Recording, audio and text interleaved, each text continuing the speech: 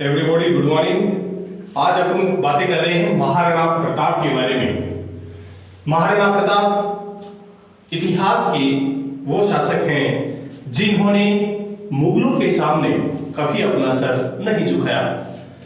महाराणा प्रताप इस राजस्थान की मिट्टी की वो शान है जिन्होंने अपने मेवाड़ी इतिहास पर, अपने राजस्थान पर, अपने चित्तौड़ पर कभी कोई आंच नहीं आने दी। जल रही थी नारियां जोहर में, जल रही थी नारियां जोहर में, भेड़िए फिर भी मौन थे। हमें पढ़ाया गया अकबर महान, तो फिर महाराणा प्रताप कौन था। तो आज हम उसी महाराणा प्रताप की बातें कर रहे हैं जिसके इतिहास के बारे में कहा जाता है कि अमेरिका के राष्ट्रपति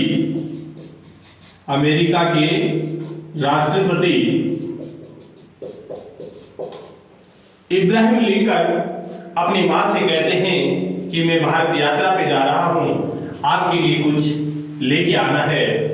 तो इब्राहिम लिंकन की मां ने कहा अगर आप हिंदुस्तान जा रहे हो तो उस मेवाड़ की धरा पर अवश्य जाके आना और मेरे लिए उस हल्दी घाटी की चुटकी भर मिट्टी लेकर आना। जब भी मैं मरूं तो मेरे माथे पर उस मिट्टी को डाल देना। तो प्यारे विद्यार्थियों, अपन बात कर रहे हैं आज उसी मेवाड़ की जिसकी धरा के बारे में इतनी सोनियत गाथाएं लिखी गई हैं। सुजानगढ़ चूरू के साहित्यकार, हिंदी के कवि डॉक्टर कन्हैयालाल सेठिया ने भी इनके बारे में बहुत सारी वीर गाथात्मक कविताएं लिखी हैं। उनमें आती है हरे घास री रोटी वो बन बिलावड़ो ले भाग्यो, हरे घास री रोटी वो बन बिलावड़ो ले भाग्यो। राणा को सोएड़ो दुखड़ो जाग्यो, राणा को सोएड़ो दुखड़ो जाग्यो, हरे घास री रोटी वो बन बिलावड़ो ले भाग्यो।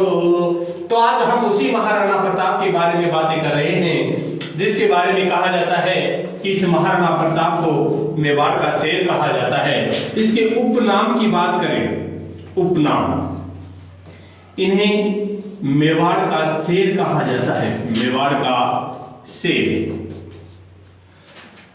राजपूतों की शान कहा जाता है, राजपूतों की शान कहा जाता है। इन्हें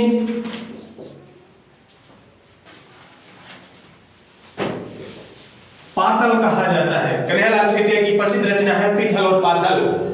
इसमें बीकानेर के पृथ्वीराज राठौड़ और महाराणा प्रताप की शौर्य गाथाओं का वर्णन किया गया है। इन्हें कहा गया है मेवाड़ का कीका, मेवाड़ का कीका।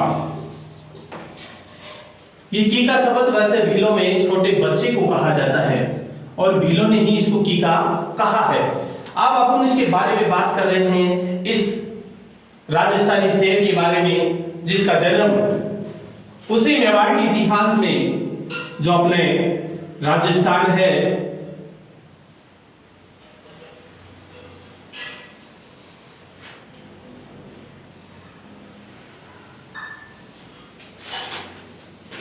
यह है अपना राजस्थान और यहां पड़ती है अपनी मेवाड़ रियासत। इसी मेवाड़ शिरोमणि में यहां पड़ता है वो चित्तौड़गढ़ जिसकी वीर गाथाएं पूरे इतिहास की पताका में हिंदुत्व का पताका लहराने वाले हैं। चित्तौड़गढ़ के किले का राजा कहा जाता है कि इतिहास बहुत ही प्राचीन है। तो सबसे पहले अपन बात कर रहे हैं इनके जन्म की। महाराणा प्रताप का जन्म 9 मई 1540 ईस्वी को कहाँ हुआ? इसी के पास में पड़ता है, अपना एक डिस्ट्रिक्ट पड़ता है, इसी मेवाड़ रियासत में है कुंभलगढ़। कुंभलगढ़ दुर्ग है जो राजसमंद जिले के अंदर पड़ता है, राजसमंद जिले में पड़ता है कुंभलगढ़ का किला, कुंभलगढ़। इसी कुंभलगढ़ के किले के अंदर, बादल महल के अंदर इस महाराणा वीर पुत्र का जन्म किसकी कोख से हुआ? इनकी माता का नाम था Jaiwanta by, Jaiwanta by.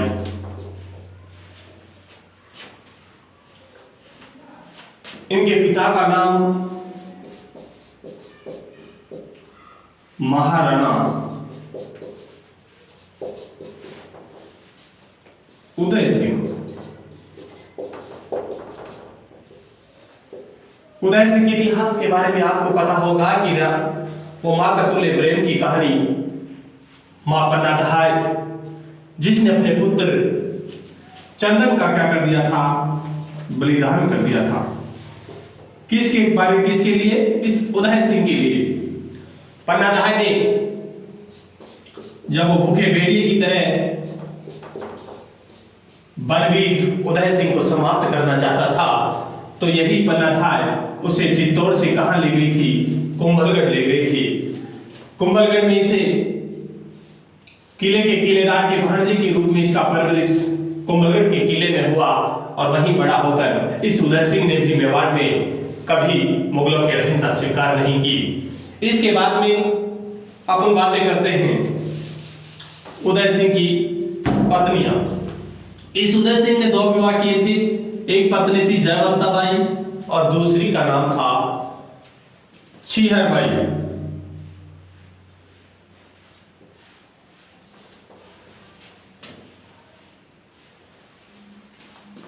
Jaiwanta by की संतान थे महाराणा प्रताप और इनके जन्म के बारे में, वैसे इनके बारे में कहा जाता है कि इनका जन्म तब हुआ जब इनकी मृत्यु हुई, अर्थात इनका जन्म विक्रम संवत, अगर विक्रम संवत की अपन बातें करें, विक्रम संवत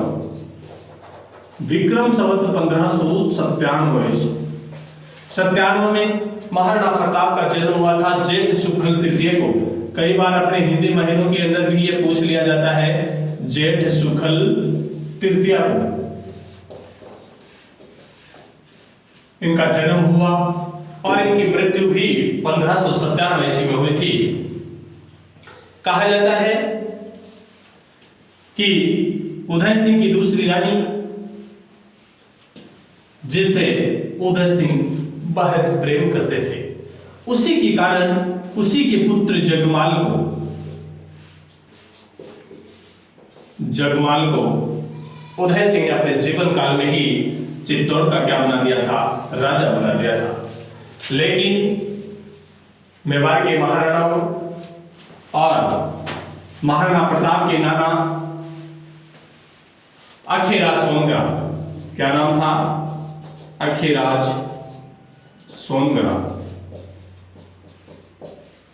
ये पाली के थे। कहा जाता है कि जब उदय सिंह की मृत्यु हुई अर्थात 1568 ईस्वी में, जब उदय सिंह की मृत्यु हुई उसी के कुछ समय बाद में 1572 ईस्वी में राज्याभिषेक, महाराणा प्रताप का राज्याभिषेक भी कब हुआ? 1528 मई 1572 ईस्वी को। कहां पे हुआ? गोगुंदा के अंदर।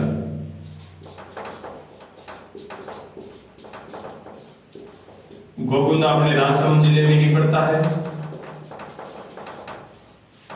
महाराणा प्रताप का क्या हो गया? राज्याभिषेक।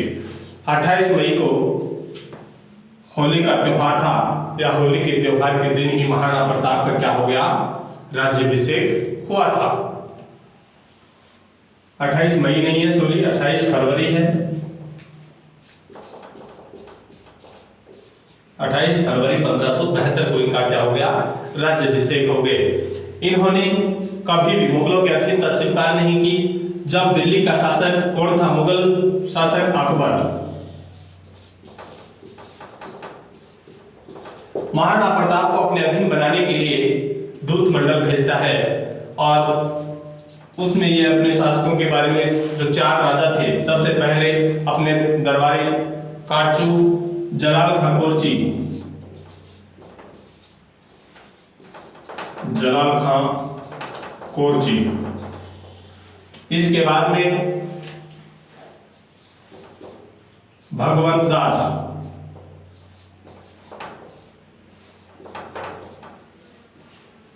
मानसिंह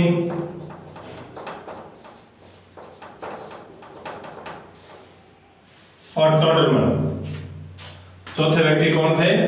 टोडरमल। इन चारों व्यक्तियों को मेवाड़ भेजता है।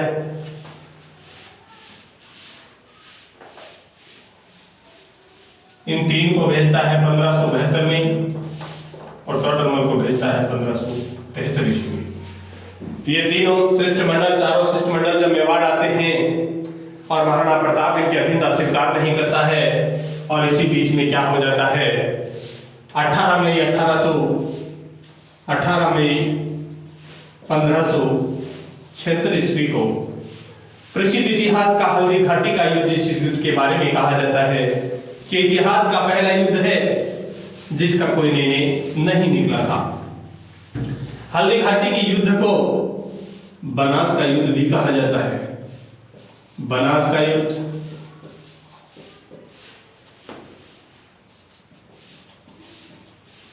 हल्दी घाटी का युद्ध, गोगुंदा का युद्ध,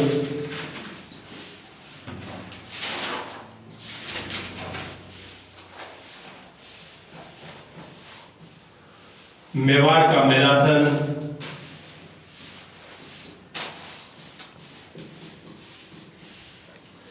आदि युद्धों के नाम से इस हल्दी घाटी युद्ध को जाना जाता है। कहा जाता है कि हल्दी घाटी युद्ध में दोनों ही सेनाओं के बीच क्या होता है, भयंकर युद्ध होता है। एक तरफ कौन था? महाराणा प्रताप, एक तरफ इधर तो था मानसिंह, अकबर का सेनापति था मानसिंह, और इधर थे महाराणा प्रताप। ये मर्दाना नामक हाथी से कौन युद्ध लड़ रहे थे? मानसिंह।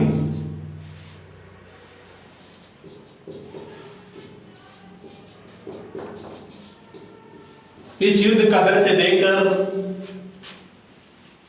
मुस्लिम सेनापति भी घबरा गए थे। अकबर का सेनापति मानसिंह मर्दाना हाथी पर बैठकर युद्ध लड़ रहा था, तो यही युद्ध महाराणा प्रताप अपने प्रिय घोड़े चेतक पर बैठकर लड़ रहा था। चेतक को देखकर ऐसे लगता था इस युद्ध में कि एक पल वो हवा की तरह इस तरफ जा रहा था और दूसरे पल में इधर आ रहा था। इसी प्रकार दोनों के बीच भयंकर युद्ध हो जाता है और चेतक घोड़े को ही हाथी की सूंड पहना दी जाती है। दुश्मनी सेना को यह पहचान नहीं आया कि यह हाथी है या घोड़ा। ये बड़ा ही प्रिय घोड़ा था महाराणा प्रताप का।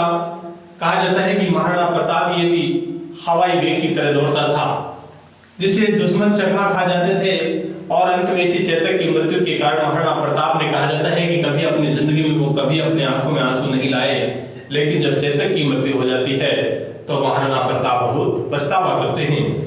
यही चेतक इसी मानसिंह के हाथी मर्दाना पर क्या करता है? आक्रमण करता है। जब महाराणा प्रताप ने मानसिंह पर आक्रमण किया तो मानसिंह तो अपने हौदे में छुप जाता है, लेकिन चेतक की पिछली टांग पे क्या हो जाता है? इस मर्दाना हाथी की सूंड में लगी तलवार से घाव हो जाता है, जिसके कारण चेतक घायल हो जाता है। और कहा जाता है कि हल्दी घाटी से दूर बलीचा नामक स्थान पर चेतक की क्या हो जाती है? मृत्यु हो जाती है। इस प्रकार से हल्दी घाटी युद्ध बड़ा ही रोचक था। अनेक शासक और राजा महाराणा प्रताप की ओर से लड़ रहे थे।